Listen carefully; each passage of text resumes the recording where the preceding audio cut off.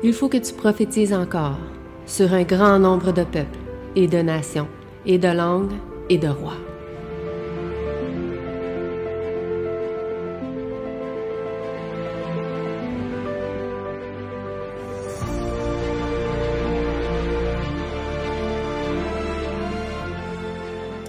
Donc, j'espère que vous allez bien en cette journée de sabbat. Donc, aujourd'hui, on va parler de la foi connectée. C'est un sujet qu'on avait parlé dans la journée jeunesse. Puis l'Église avait montré une nécessité d'en reparler. Donc, j'ai reconstruit un peu cette étude qu'on avait faite en message, en prédication, pour qu'on puisse donc partager sur ce sujet-là. Puis j'ai décidé de prendre un verset clé qui est « Donne-nous notre pain quotidien ». Et c'est pour ça que ce pain est un peu un reflet de lumière, de clarté, puisque comme vous savez, le pain, ou plutôt la nourriture, est un besoin vital pour chaque être humain.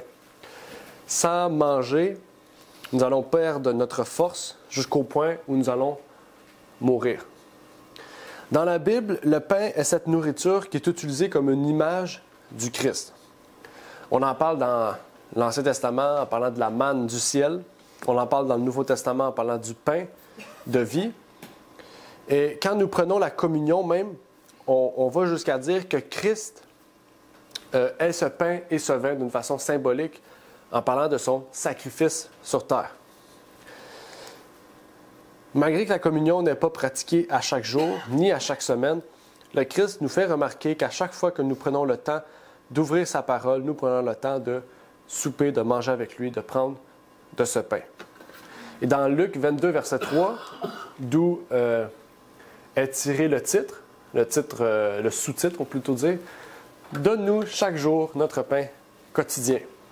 Dans Luc, mais dans Matthieu aussi, où est-ce qu'on nous parle de la prière, on dit le Notre Père, mais la prière sacrée, la prière que Christ nous donne en exemple, nous parle du pain quotidien en parlant de cette nourriture. Nous allons voir plus en détail ce que cela veut dire et ce que nous allons donc partager aujourd'hui de crucial à ce sujet. Mais avant de commencer, j'aimerais pouvoir donc prier avec vous. Notre Père est aux cieux, j'aimerais te remercier pour ce moment que tu nous permets d'avoir, de pouvoir partager sur ce sujet, un sujet important, un sujet de ta parole qui nous révélera comment nous puissions rester connectés à toi, développer notre foi, Seigneur, pour pouvoir communier avec toi, pour pouvoir rester attachés à toi et au sceptre de vie, Seigneur. Puisses-tu donc bénir tous ceux et celles qui sont avec nous, Seigneur, qui écouteront ce message, ainsi que ceux qui l'écouteront via la rediffusion sur YouTube ou ailleurs, et que tu puisses bénir tous ceux et celles, Seigneur, qui par ce message seront touchés et qui prendront donc part à ta parole. Puisses-tu nous bénir en cette journée, bénir tous ceux et celles qui sont présents, et au nom de ton Fils Jésus-Christ. Amen. Dans la prière du Notre Père, comme nous l'appelons, nous remarquons que le pain peut nous transmettre l'idée de notre nourriture de tous les jours, notre nourriture physique. Le fait de demander à Dieu que chaque jour nous puissions avoir quelque chose à manger. Le besoin de demander à Dieu que c'est par lui que nous mangeons chaque jour, mais il y a un besoin aussi dans cela où chaque jour nous devons aller vers lui pour manger de cette nourriture spirituelle, ce pain de vie qui est le Christ. La Bible nous révèle différents moyens pour rester connectés à Christ, pour prendre notre foi.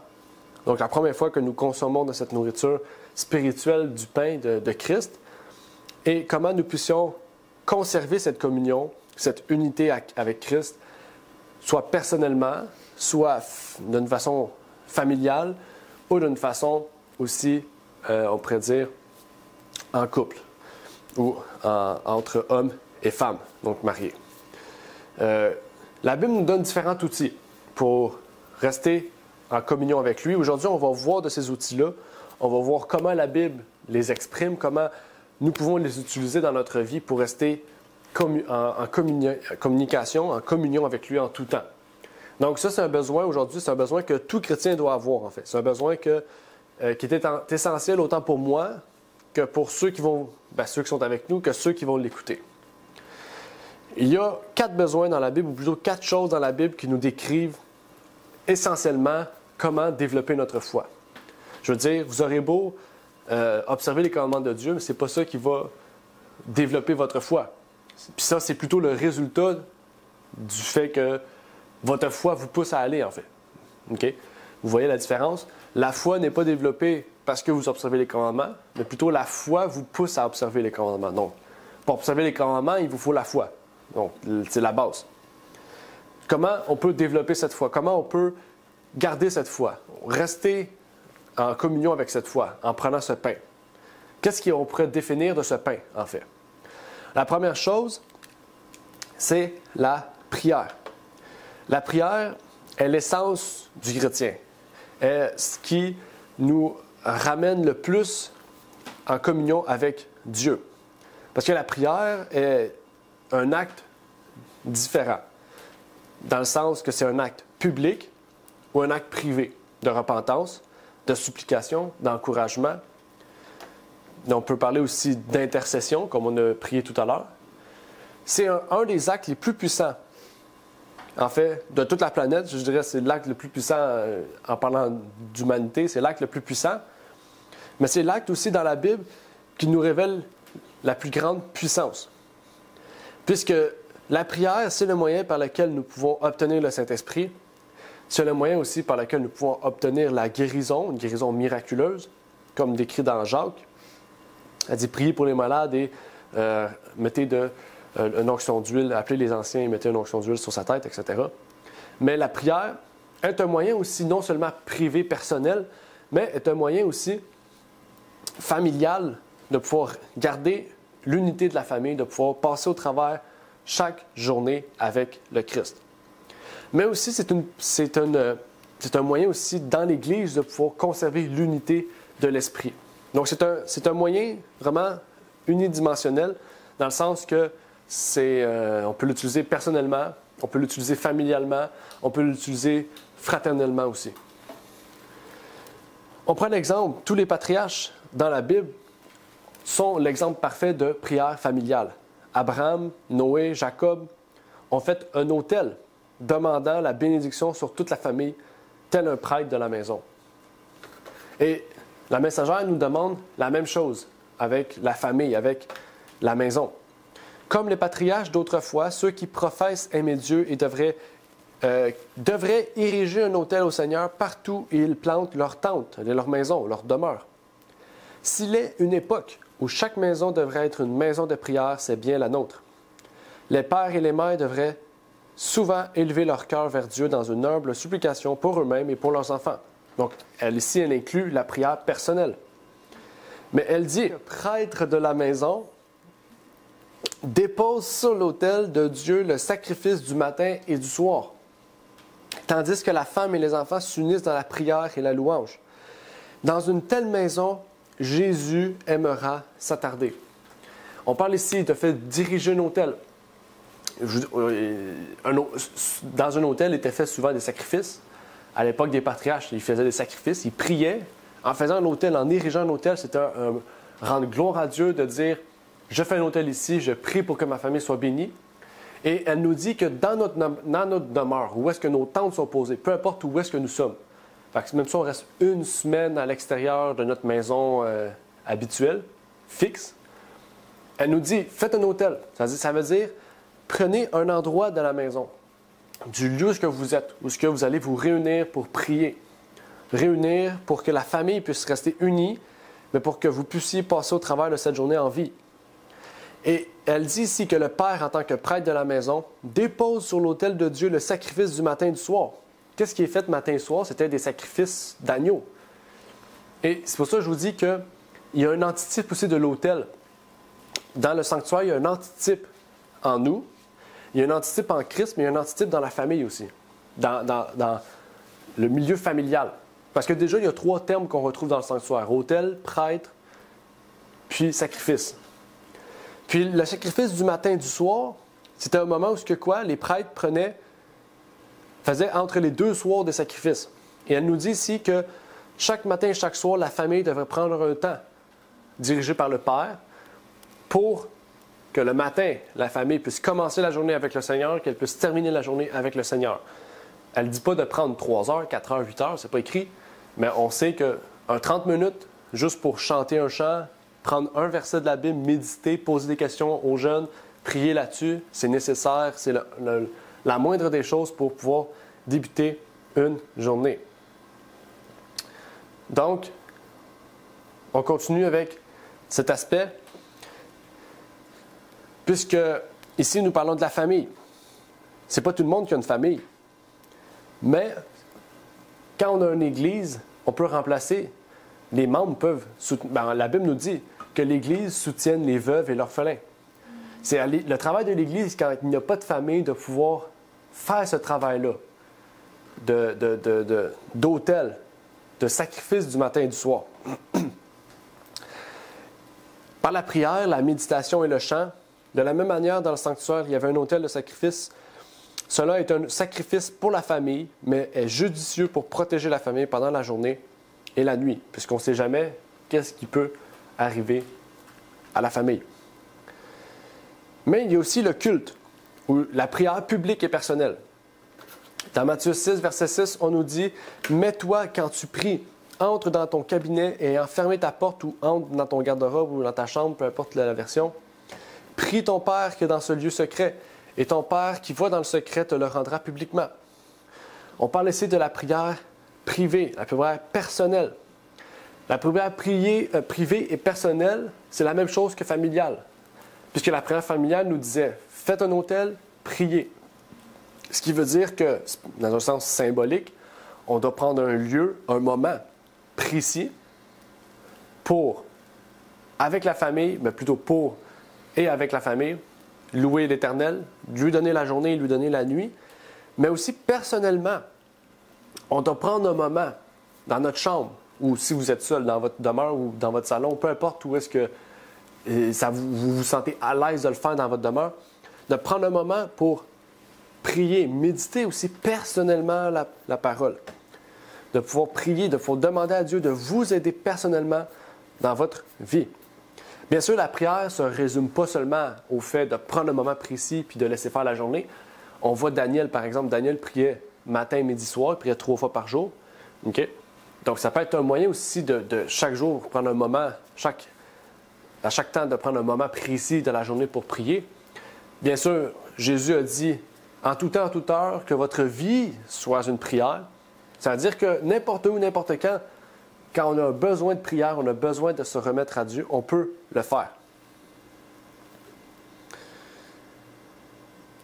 La prière personnelle est la plus importante. En fait, vous aurez beau être présent aux prières fraternelles, être présent aux prières familiales, mais ne pas prier personnellement, et vous allez voir aucun changement dans votre vie. Puisque la prière personnelle vous permet de travailler sur vous-même, ce que la prière familiale et la prière fraternelle ne permettent pas. Parce que la Bible nous dit que la prière personnelle est le moyen de pouvoir tout dire envers notre Dieu. Il y a des choses qu'on ne veut pas dire publiquement. Donc, ça veut dire que vous ne demandez jamais que Dieu travaille en vous publiquement, si vous faites juste la prière publique ou la prière familiale. En fait, la prière personnelle est le moyen de travailler sur votre caractère, sur votre faiblesse et par l'entremise du Seigneur Jésus de pouvoir cultiver les bonnes habitudes de vie, le bon caractère auquel vous appelez à Dieu de faire en vous. Ça dit ici, cultivez l'habitude de parler avec le Sauveur lorsque vous êtes seul, lorsque vous marchez et lorsque vous êtes occupé à votre travail quotidien. Que le cœur s'élève continuellement dans une demande silencieuse d'aide, de lumière, de force, de connaissance. Que chaque respiration soit une prière. Chaque moment de notre vie est une occasion de faire une prière personnelle, d'avoir une relation avec notre Sauveur.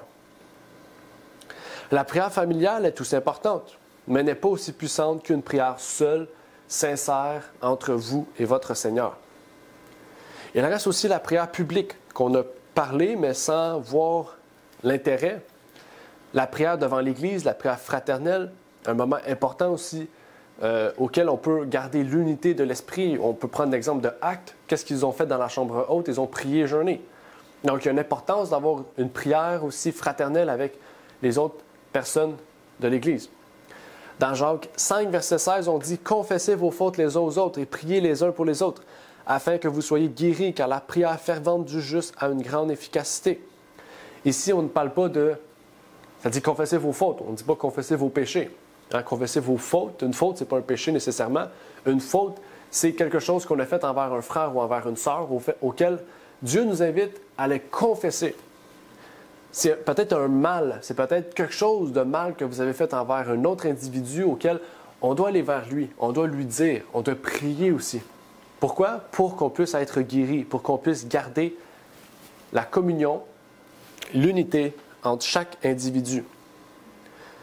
C'est la raison pour laquelle on a la prière d'intercession le samedi. On a mis ça dans le culte justement parce qu'il y a une nécessité de prier pour les uns et les autres. Jacques nous le recommande. Et aussi, c'est une invitation que je vous fais de venir prier avec nous le lundi. Le groupe de prière du lundi a une puissance de permettre envers chaque individu qui est présent ici de pouvoir prier les uns pour les autres. Plus qu'on est au moment de la prière le lundi, plus que c'est puissant. Et la prière est même plus puissante que le message que je vous fais en ce moment. Dans le Conseil à l'Église, on nous dit « Les réunions de prière pourraient être beaucoup plus intéressantes si elles étaient mieux dirigées. Beaucoup viennent écouter une prédication mais négligent ces réunions. Là aussi, il faut demander à Dieu la sagesse afin que celle-ci soit intéressante et attrayante. Les gens ont faim de quoi? Du pain de vie. S'ils savent pouvoir le trouver à la réunion de prière, ils y viendront. De longs discours verbaux et des prières de même ordre n'ont leur place nulle part et surtout pas à la réunion de prière. » Tu vois, ici elle dit, je ne l'ai pas souligné, mais beaucoup viennent écouter une prédication mais négligent ces réunions. Les réunions de prière sont très importantes. Nous, on fait une réunion. On pourrait en faire chaque jour. On devrait en faire chaque jour. Mais bien sûr, le temps, organiser tout ça, si chaque jour, une personne de l'Église organiserait un moment, ça serait déjà beaucoup mieux. Ça enlèverait une lourdeur que deux personnes peut-être ont toute la charge. Et on vous invite, si ça vous intéresse, de pouvoir organiser ces moments-là, de nous en parler. On va faire en sorte que cela puisse avoir lieu. Mais elle affirme ici que la réunion de prière est plus importante qu'une prédication. Cela révèle le caractère sacré et crucial de la prière. Et encore une fois, je vous invite de venir le lundi de 7h à 8h au moment de prière, au sentinelle de prière. C'est un moment crucial, un moment important. Et la prière est le moyen le plus puissant. Il y a aussi le sabbat. Quand on parle de sabbat, on parle de repos. Le mot sabbat signifie repos. On trouve ça intéressant, on trouve ça le fun, en bon québécois, de se reposer. C'est une activité, même si je pourrais dire que le repos, c'est l'inverse d'activité, mais il y en a pour certains que dormir, c'est une activité.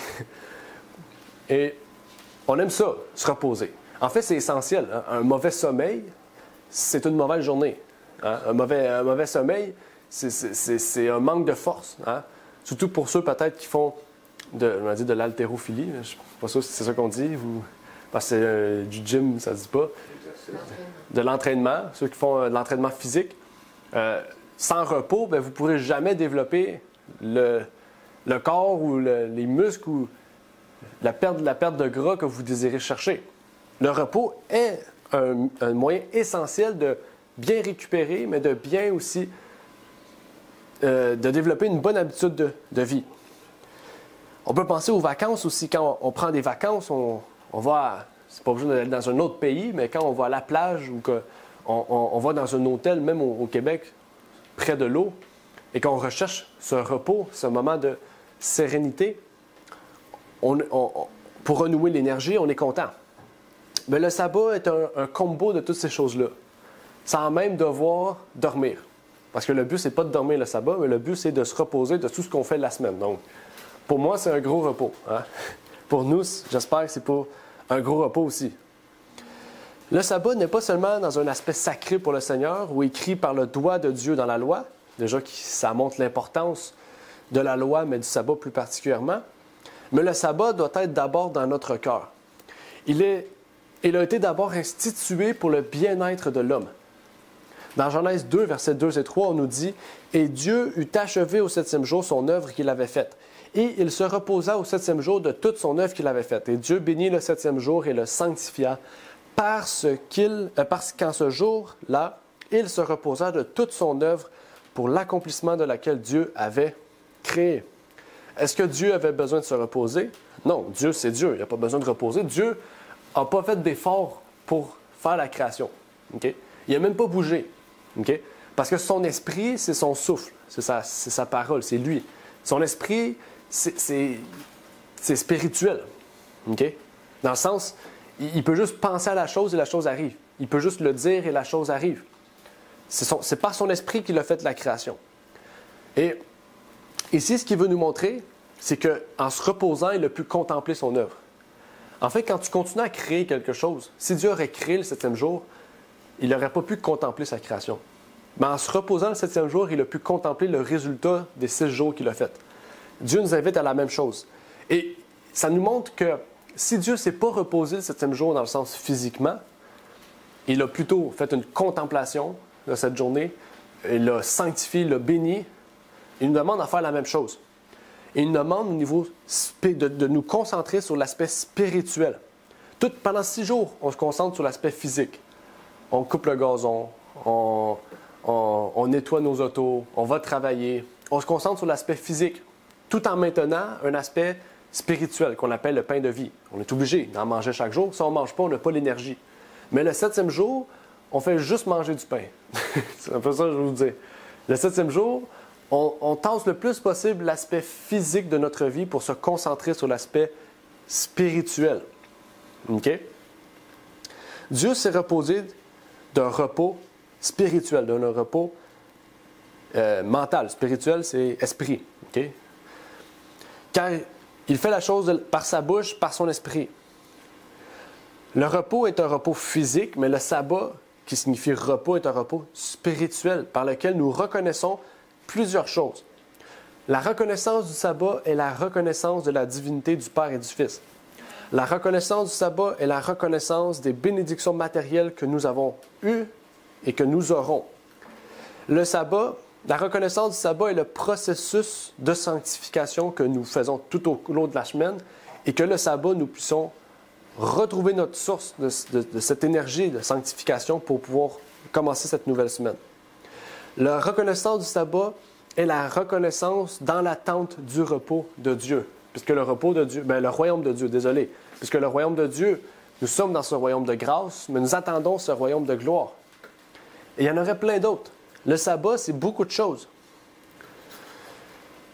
J. Waggoner, dans son livre The Gospel of Creation, The Gospel of Creation, non, c'est The Gospel in Creation, désolé. C'est l'évangile dans la création, pas of creation. Ça dit, la création n'était pas une œuvre physique, elle était entièrement spirituelle. Ça ne veut pas dire que c'était pas physique, ok? C'était une œuvre qui était faite par un processus spirituel, ok? De l'esprit. Dieu a parlé et cela a été, et sa parole est esprit. Par conséquent, observer le sabbat ou le repos de Dieu, c'est jouir d'un repos spirituel. C'est pour ça que les Israélites n'ont jamais pu entrer véritablement en Canaan. Le sabbat n'est pas conçu pour un simple repos physique, mais pour un repos spirituel. Il y a une signification plus élevée qui lui est généralement attribuée. Il est vrai qu'il nous est ordonné de ne pas travailler ce jour-là, mais la dispense du travail physique le jour du sabbat n'est qu'un emblème du repos spirituel que Dieu accorde à ceux qui l'acceptent en tant que créateur de toutes choses. Sans repos spirituel, il n'y a pas de véritable observation du sabbat. Comme la prière nous permet une connexion hebdomadaire avec Dieu, le sabbat nous permet chaque semaine de pouvoir renouer les forces spirituelles de notre corps en contemplant notre Dieu et notre Seigneur Jésus-Christ. Donc, la prière est le moyen par lequel nous pouvons garder cette protection de Dieu, nous pouvons travailler sur nous-mêmes, on parle de sanctification, mais le sabbat, c'est le combo ultime de toutes ces choses-là, en fait. C'est vraiment un tout. Et le sabbat, on nous invite à faire plusieurs activités. Des activités qui vont, oui, peut-être nous demander des forces physiques. Le but, c'est pas de faire cela, mais le but, c'est de pouvoir faire de cette journée une contemplation de Dieu. Et Dieu nous invite à plusieurs choses pour le contempler.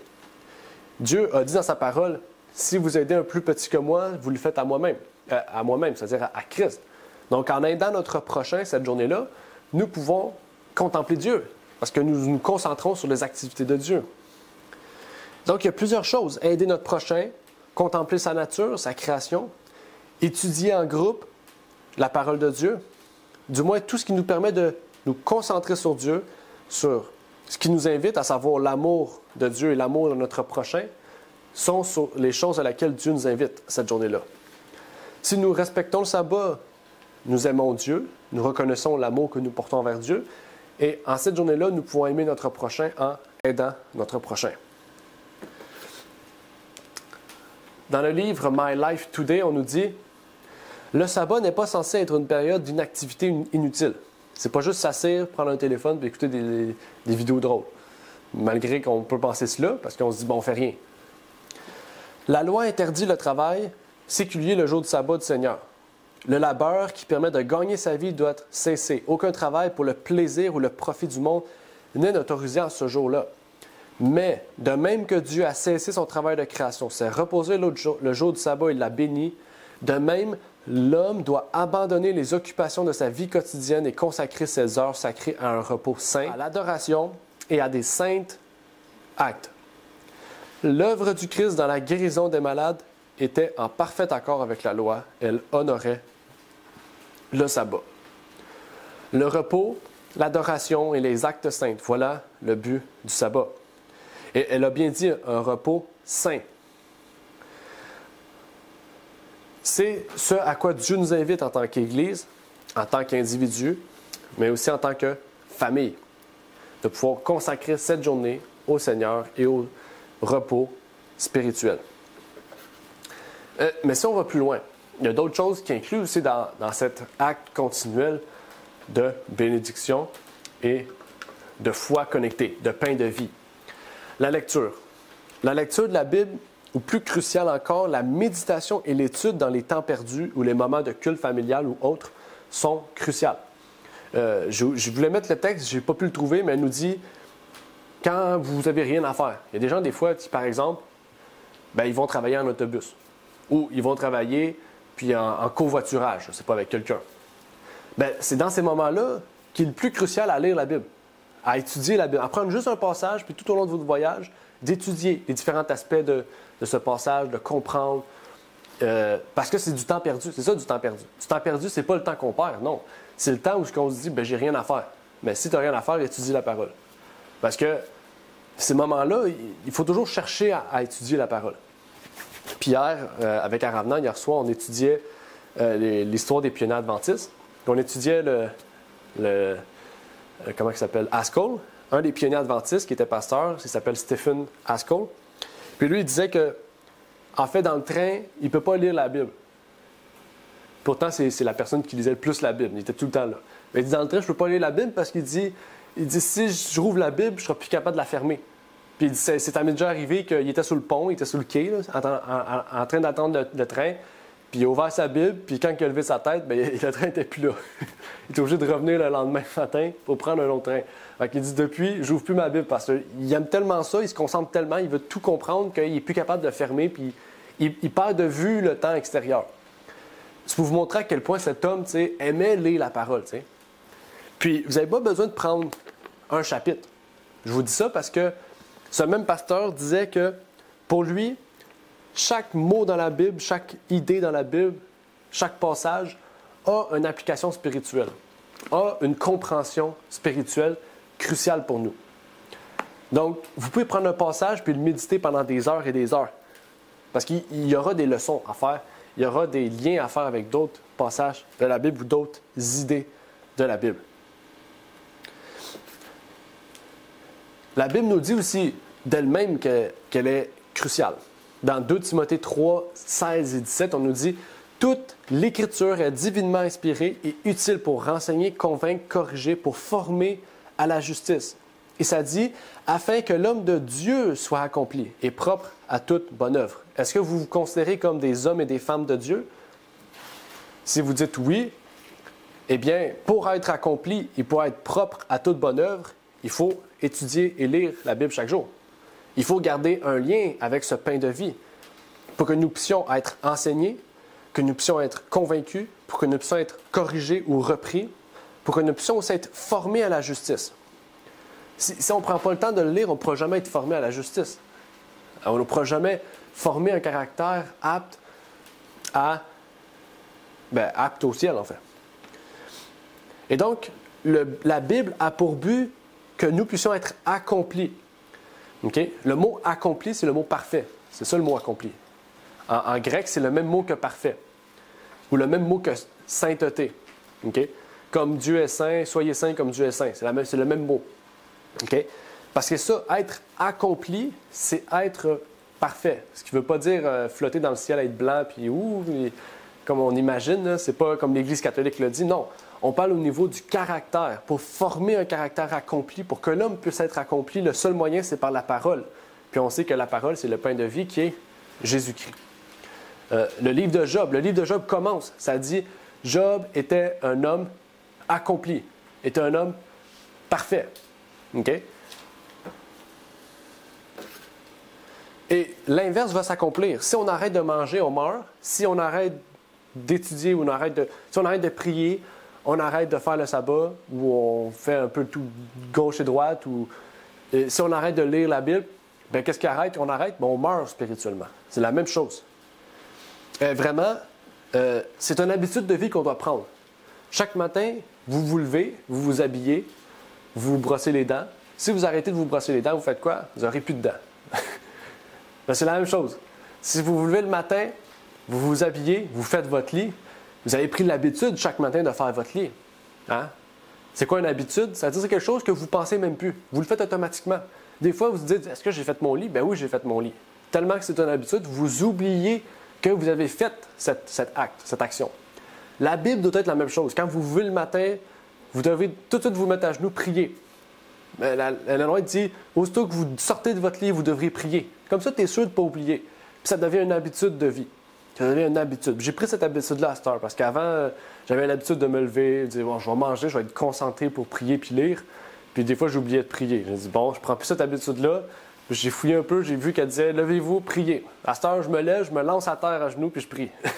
Comme ça, j'ai déjà remis ma journée entre les mains de Dieu. Je vous invite à faire ça aussi pour de bonnes habitudes de vie.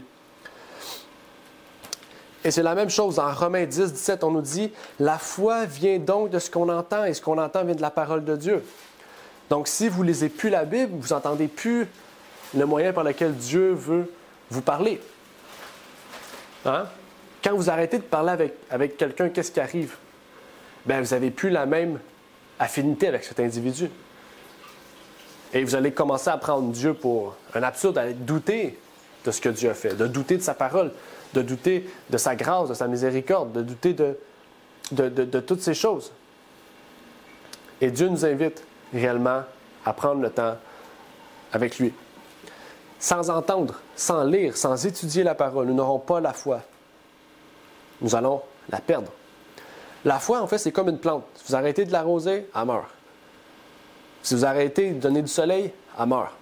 La Bible nous dit, Jésus-Christ est le soleil de justice. Apocalypse 19. Jésus-Christ a dit à la femme qui était sur le bord du puits, « Je suis l'eau de vie, tu n'auras plus jamais soif. » Jésus a dit, « Je suis le pain de vie. » Le chemin et la vérité. Oui, exactement. Donc, la foi, c'est comme une plante. Vous arrêtez de l'arroser, vous arrêtez de donner le soleil, elle meurt. Vous arrêtez de boire de l'eau de vie, Apocalypse 22 en parle, vous arrêtez de vous mettre sous le soleil de justice, d'avoir de la vitamine D, vous allez mourir. Donc Dieu est clair. Il nous donne des similitudes avec notre propre corps, avec les choses de notre vie qui nous entourent pour nous montrer comment la foi est. La foi, c'est quelque chose de très simple. Mais si vous n'êtes pas capable de vous entretenir d'une plante, comment vous êtes capable de vous entretenir de votre vie?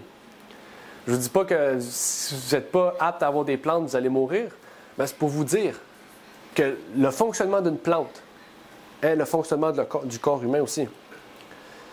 Dans l'éducation, on nous dit, le livre Éducation, dans l'étude quotidienne, la méthode qui consiste à examiner le texte verset par verset est souvent très utile. Que l'étudiant choisisse un verset et concentre son esprit pour bien comprendre la pensée que Dieu y a placée pour lui. Ensuite, qu'il approfondisse cette pensée jusqu'à ce qu'elle soit bien sienne. Ça veut dire que vous ouvrez la parole, je vais finir. Étudier un court passage jusqu'à ce qu'il soit clairement saisi est plus précieux que lire plusieurs chapitres sans but défini, sans recherche effective. On a souvent ça, lire la Bible en un an. On lit 4 chapitres par jour, puis l'année prochaine, on lit ces 4 chapitres, puis on se dit, coudonc, c'est qui ce personnage-là? Puis ça fait 30 ans qu'on voit ce personnage-là, puis on oublie c'est qui. C'est parce que tu ne pourras jamais comprendre la Bible, parce que tu ne l'étudies pas, tu le lis. Puis c'est une lecture, comme on dit, passive. C'est une lecture de surface. Tu vois des mots, mais tu ne comprends pas les mots. C'est pour ça que Dieu nous invite à prendre peut-être Zacharie, par exemple, parce que je suis sur Zacharie. Zacharie a peut-être très peu de chapitres, si je me doute bien. Zacharie a 14 chapitres. Vous prenez 14 chapitres, vous allez prendre peut-être 2 mois pour l'étudier. Mais à la fin, vous allez comprendre Zacharie comme si c'était en vous. C'est-à-dire de prendre les mots comme s'ils étaient siennes, c'est-à-dire à vous. C'est-à-dire de prendre ces mots qui sont dans le livre et de vous les imprégner en vous, dans votre cœur. C'est-à-dire qu'il faut bien comprendre ce qui est dit. Et il vaut mieux prendre un verset que de lire 3 chapitres. Et c'est ça qui est intéressant dans l'école du sabbat, c'est qu'on a plusieurs versets, mais chaque question est un verset pour nous pousser à avoir des réflexions, à raisonner, à comprendre ce que ce passage veut nous dire. Donc, ce que je vous encourage, c'est d'étudier la Bible plutôt que de lire la Bible. Bien sûr, pour étudier la Bible, il faut lire la Bible, parce qu'il faut lire le passage pour l'étudier, mais ce que je veux dire, c'est que si vous ne faites que lire un chapitre, puis que vous fermez, puis que vous dites « ça a vraiment affecté mon cœur », eh bien, vous allez le relire demain, vous allez redire la même chose tout au long de votre vie, parce que vous n'allez pas prendre le temps de l'étudier. En l'étudiant, ça nous permet d'assimiler les mots, le contexte, l'idée qui est derrière, et de le mettre en nous. C'est pour ça que je veux vous pousser à prendre une lecture à une vitesse raisonnable, d'être concentré et non pas de lire de façon superficielle. Aujourd'hui, la lecture est très facile à être superficielle. La preuve, il y a des gens, ils font des concours de celui qui lit le plus vite. C'est pas sûr qu'il comprend toute l'information qui est dedans. Hein? Quand on lit 300 mots par minute, c'est pas sûr qu'on comprend ce qui est dedans. Mais si on a une bonne lecture, une bonne vitesse, un rythme qui nous permet d'assimiler les informations, ça c'est crucial. Et Psaume nous dit cela. La révélation de tes paroles est claire, elle donne l'intelligence au simple. La révélation, c'est pas écrit la lecture, la révélation. C'est quoi une révélation? C'est comme une lumière. Ouais, c'est comme une lumière, révélation. C'est une nouvelle chose qu'on comprend. La révélation est claire. C'est-à-dire que la compréhension de la Bible nous éclaire, elle nous donne l'intelligence. Nous avons vu récemment le fait de lire un peu tout ce qui nous semble intéressant et attrayant. Il y en a des fois qui, au lieu de lire la Bible, vont lire un auteur qui a écrit une histoire d'après la Bible, pensant que ça va remplacer la Bible. Jamais cela va remplacer la Bible. Hein? Parce que les mots de l'homme ne remplaceront jamais les mots de Dieu. OK? Ce que je veux vous dire, c'est que ce n'est pas inutile de lire des livres d'histoire, de lire des commentaires bibliques ou d'autres types de livres qui sont utiles, des outils et qui s'accordent avec la Bible. Mais comme Corinthiens nous dit, il nous dit « Prenez tout ce qui est bon et rejetez tout ce qui est mauvais ». Il faut faire la même chose dans les lectures que nous faisons, pour faire très attention à ce que nous lisons. Mais ce n'est pas le sujet du jour. Ça fait quelques fois qu'on l'étudie. On l'a étudié il y a 2 semaines quand on a fait les pièges de Satan, l'opium du peuple. Allez écouter ce message et vous pourrez comprendre davantage ce sujet. Continuons avec la musique. La musique, c'est quelque chose d'intéressant. La musique, c'est ce qui nous entoure. C'est le dernier sujet du jour. Comme je vous disais, c'est un court sermon. On a parlé de quoi? Qu'est-ce qu'on a parlé? Sabbat, lecture, prière. Et là, on finit avec la musique. La musique, c'est quelque chose qu'on aime. La musique, on dit souvent je file la musique. Hein? On le sent, la musique. Hein? Quand on sent la musique, on a le goût de danser, on a le goût de rire, on est joyeux. Mais ça peut être tout le contraire. Hein? La musique peut nous pousser à nous suicider, peut nous pousser à être triste, à être en colère aussi.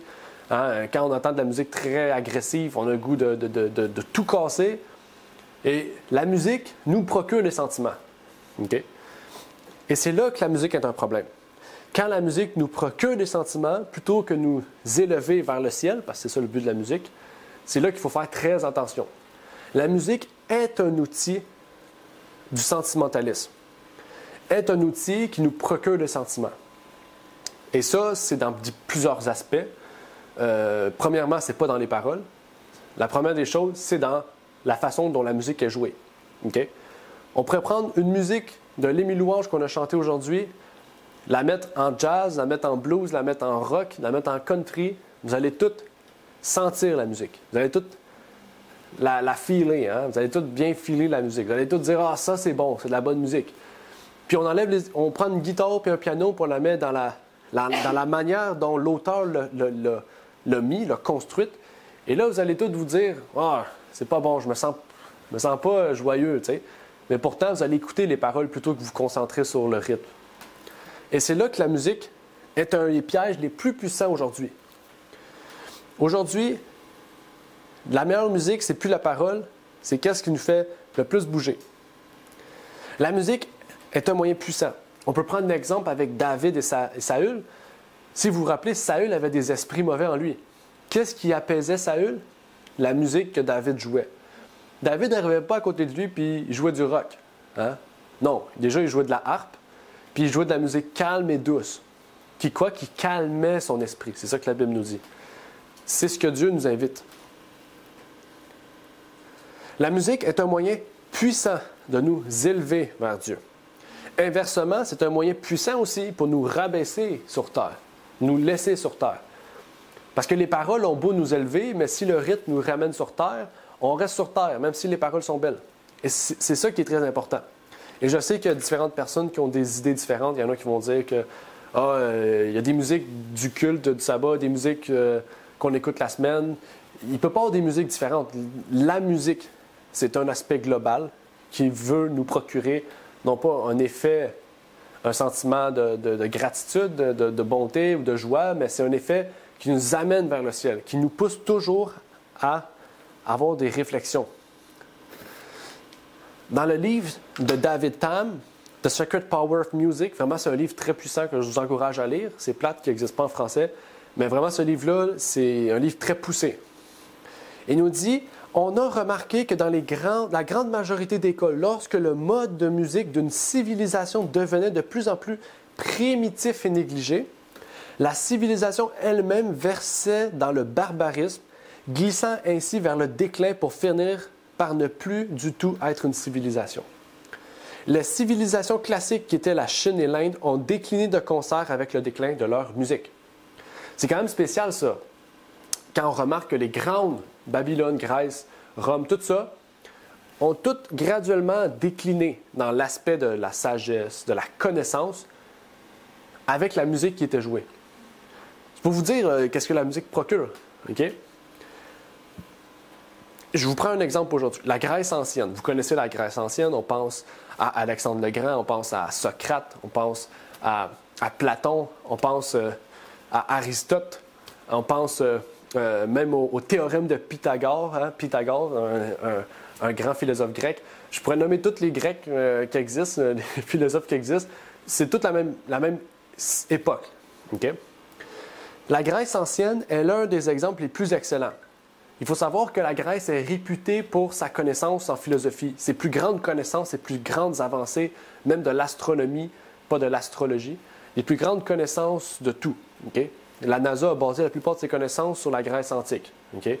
La connaissance de la Lune, des planètes, c'est eux qui sont les premiers à avoir nommé ces choses-là. La philosophie tire aujourd'hui son origine de la Grèce antique. Hein, le véganisme, le végétarianisme, je ne sais pas si on dit ça, tire son origine de la Grèce. Les philosophes étaient la plupart végétariens. Okay? La plupart des grandes connaissances d'aujourd'hui ont été, bien sûr, avancées, prouvées scientifiquement, viennent de la Grèce. Mais la musique grecque commença à décliner, ça veut dire à changer. Okay? À l'ère de Périclès. Périclès, c'est de 444 à 429 avant Jésus-Christ. Alors que la civilisation et les arts du pays étaient à leur point culminant. C'était la nation la plus intelligente, la plus sage, avec la plus grande connaissance de tous les temps.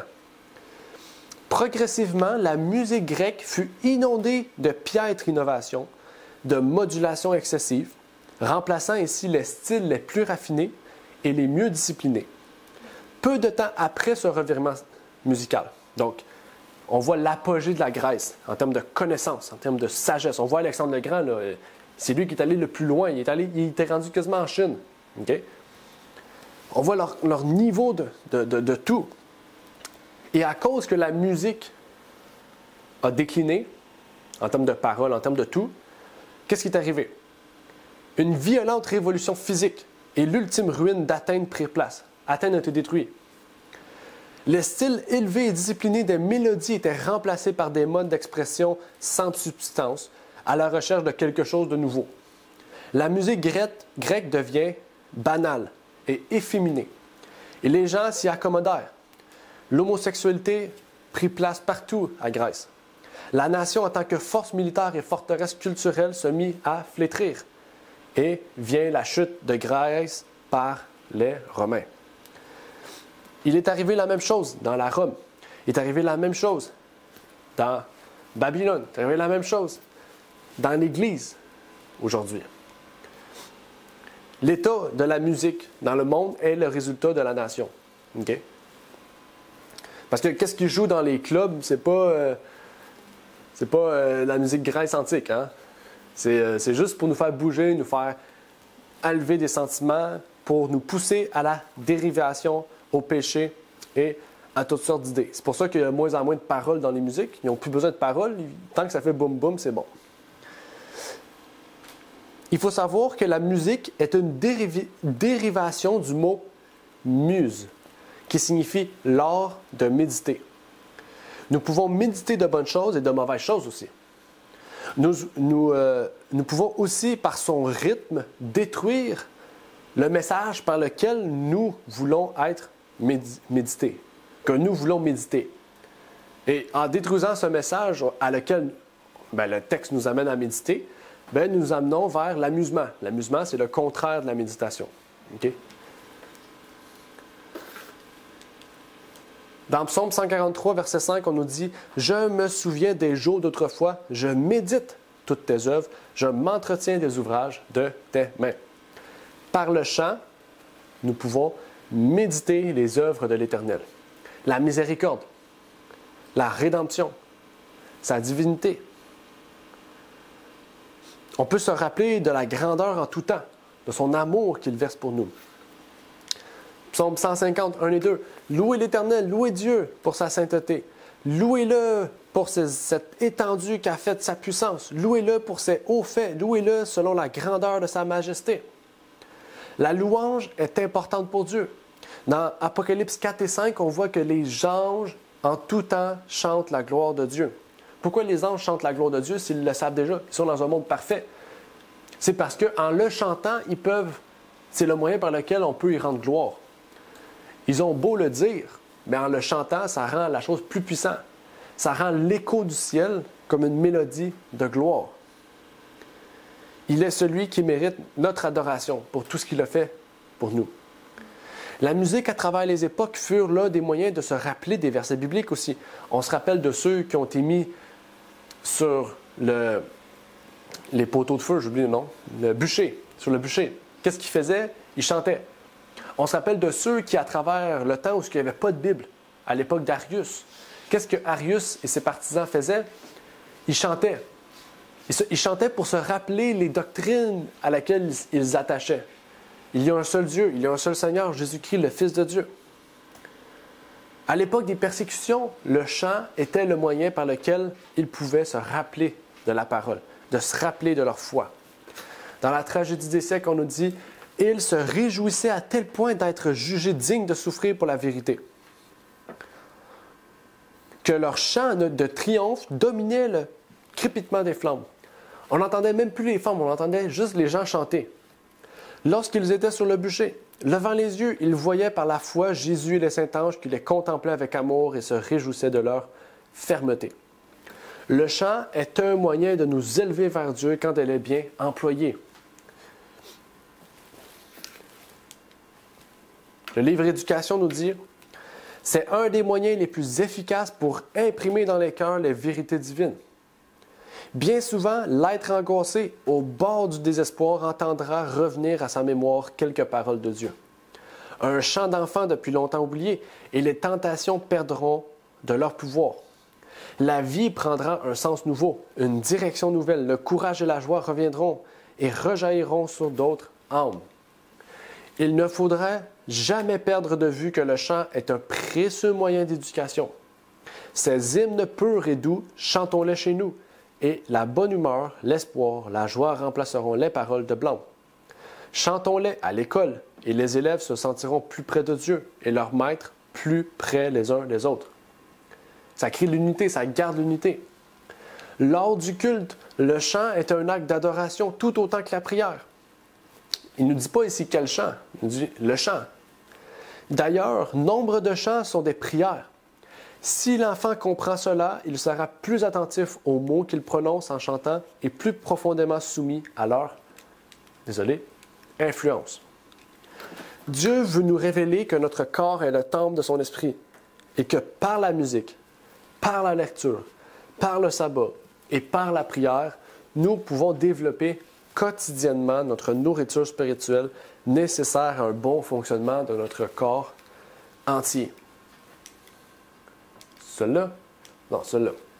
Or, que le Dieu de paix vous sanctifie, lui-même tout entier, et que tout ce qui est en vous, l'esprit, l'âme et le corps, soit conservé irréprochable lors de l'avènement de notre Seigneur Jésus-Christ. Pour cela, il nous faut reconnaître et accepter le besoin quotidien d'une relation, d'une foi connectée avec notre Sauveur, Jésus-Christ. Et c'est pour ça qu'on doit demander, donne-nous notre pain quotidien, puisque seul Dieu, par le Christ, peut nous donner notre pain quotidien, notre besoin quotidien de renouveler les énergies vitales du corps, mais de nous renouveler aussi notre spiritualité, notre devoir envers lui, notre foi, et surtout pour être davantage sanctifié. Donc, que Dieu vous bénisse. Donc, je vais terminer par la prière avant de conclure.